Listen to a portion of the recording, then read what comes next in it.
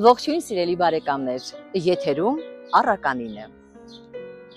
Էշը դարձավ անտառի տիրակալ։ Նա ստիպեց բոլորին արթնանալ առավոտյան ժամը 6-ին և քնել երեկոյան ժամը 6-ին։ Բոլորին հրամայեց ուտել միայն 6 պատառ, արածել 6-6, շրջել 6-6։ Էշը 6-ի օրենք սահմանեց։ Մի օր ժամը 5:20-ին աքլորը վեր կացավ և կանչեց։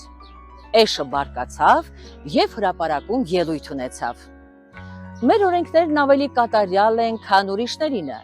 և մենք չպետք է շեղվենք դրանցից և խախտենք դրանք։ Նա խստորեն պատժեց 6-ի օրենքը խախտած աքաղաղին, հրամայեց մահապատժի ենթարկել։ Բոլոր կենդանիները վախեցան աքլորի մահապատժից և այդ ժամանակվանից սկսեցին ավելի ուշադիր հետևել կանոններին։ Մի քանի տարի անց Էշը հիվանդացավ, սատկում էր։ Առյուծը մոտեցավ և ասաց. «Պարոն Էշ, ես և շատ այլ կենդանիներ կարող էինք ապստամբել,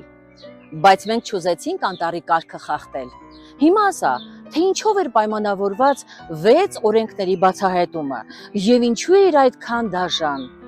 Էշն ասաց. «Ես էի Էշ ու Էշ մի էշություն էի դուրս տվել, բա դու առյուծ էիր,